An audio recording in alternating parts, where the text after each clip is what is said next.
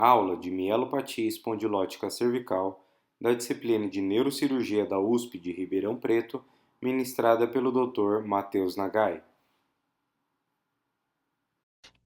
Então aí o tema hoje era, dessa parte da aula, era falar dos diferentes tipos de tratamento cirúrgico da mielopatia cervical. Então a gente vai sair um pouco da parte lombar. Não tinha nenhum artigo específico que era para usar como referência. Então vamos falar um geralzão aí. Basicamente, o que é a mielopatia cervical? É definido como uma compressão severa ali da medula cervical. Ela pode ter diversas causas, como estenose congênita, alterações degenerativas, artrite reumatoide, trauma, mas o foco aqui vai acabar sendo alterações degenerativas mesmo. E aí, o que causa isso, né? Você vai ter fatores estáticos e dinâmicos. Dos estáticos, você vai ter degenerações de forma geral. Que são espondilose, degeneração de discais, ossificação, hipertrofia dos ligamentos e processo funcionado. E os fatores dinâmicos também, né? Que tanto a movimentação fisiológica, que se for pegar a coluna cervical, ela é a parte, a coluna mais com maior mobilidade, né? O segmento com maior mobilidade, subluxação degenerativa e a movimentação patológica, né? Alguns traumas, as coisas podem desencadear o quadro de mielopatia cervical. E aí, a lesão à medula, né? Você tem uma redução do aporte sanguíneo lá, né? Isquemia e compressão da medula. E aí vai gerando sintomas, sintomatologia geral. Aqui nas imagens você tem exemplificando, né? Todos os tipos a maioria dos tipos de alterações, né? Você tem aqui no início, começa uma medula saudável, a coluna, a dura mater, a medula cervical, os ossos. E aí aqui já começa, por exemplo, hipertrofia do ligamento flavo, é, a medula aqui já comprimida com a calcitação dentro dela, osteófito e é, a protusão discal aqui. Então, vários tipos de compressões podem acontecer ali ao nível da medula cervical. E aqui uma ressonância exemplificando aqui, né, uma estenose cervical. A clínica, né? Fala que os artigos falavam que a mielopatia cervical vai ocorrer em 100% dos pacientes que têm uma estenose de pelo menos 60% ou mais, né? Mas obviamente pode ocorrer com muito menos, principalmente também por questões de fatores dinâmicos, que não são tão facilmente avaliados às vezes. Ela geralmente tem um início insidioso, mas quando é, por exemplo, secundário a um trauma, algo do tipo, ela pode ser uma coisa aguda, que começa de uma hora para outra e fica. E é mais prevalente em homem também. Os sintomas costumam ser persistentes, então não tem uma clínica geralmente que vai, aparece sintoma, aí depois o paciente melhora, depois volta.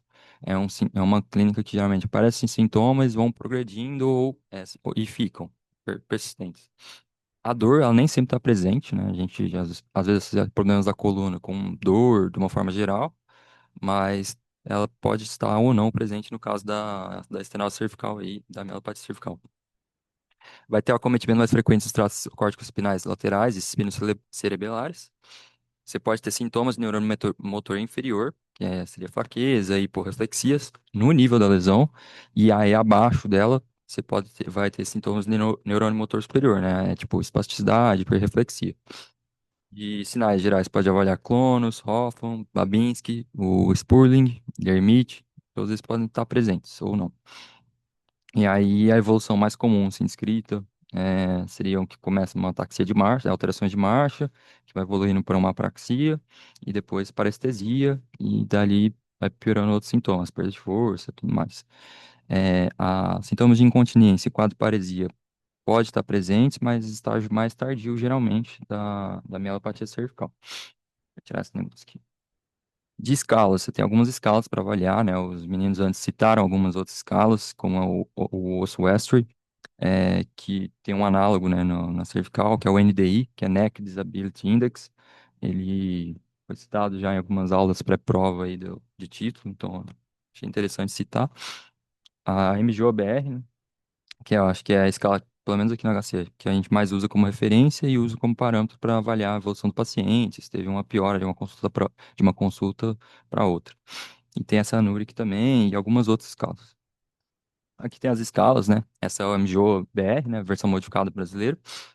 E aí você vai avaliar tanto disfunção motora, disfunção motora de extremidades superiores, as de inferiores, né? De marcha.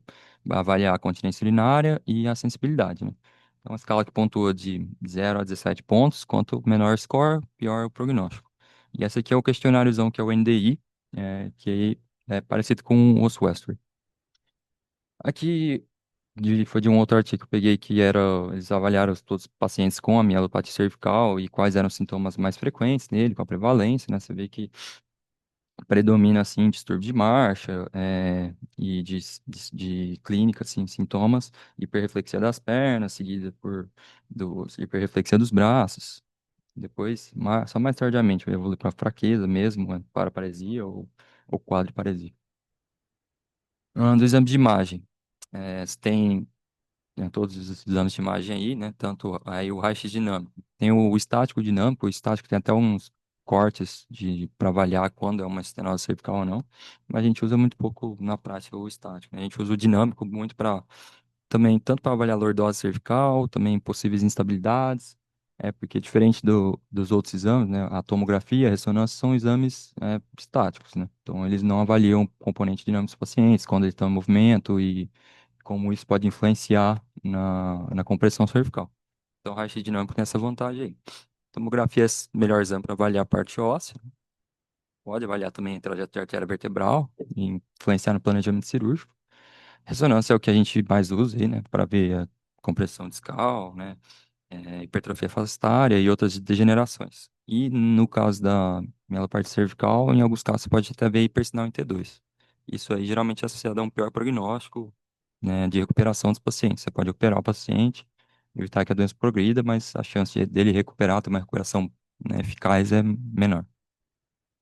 Tem outros exames, né, também que você pode usar como para diagnósticos diferenciais ou para complementar a investigação, como a ressonância com DTI, pode ter eletromiografia, né, mas né, não sempre são, nem sempre são mandatórios.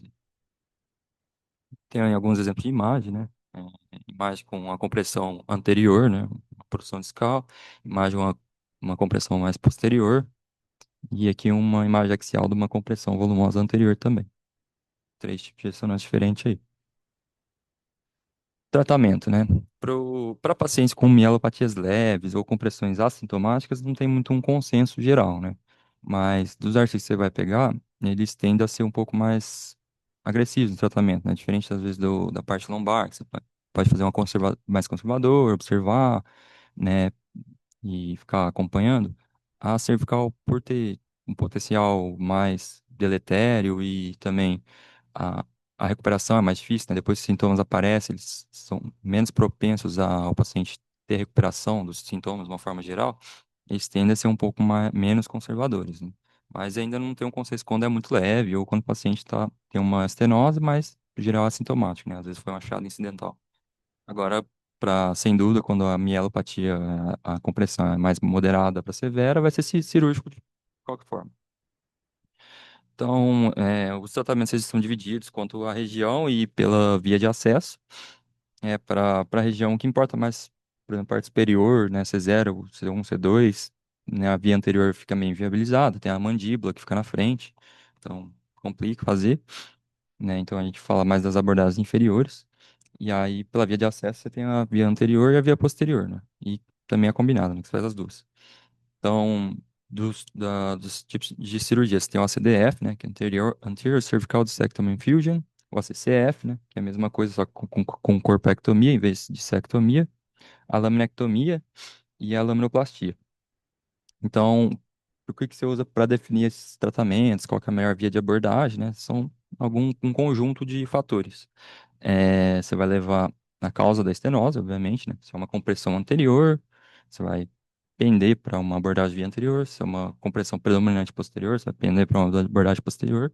Mas isso não necessariamente é o único critério, né? Porque você pode ter uma descompressão indireta, né? Fazendo uma abordagem anterior, você pode descomprimir a parte anterior, sendo que o problema às vezes é posterior. Outras coisas são o nível, né, que está cometido, né? Quantos níveis está cometido, porque menos níveis você pode, né, a preferência é mais de uma via anterior, é uma cirurgia um pouco mais fácil, e três níveis para cima, assim, acima de três níveis de uma forma geral, a via anterior já fica um pouco inviabilizada, né? Tem gente que faz, mas eles pendem para fazer a via posterior quando tem mais níveis acometidos.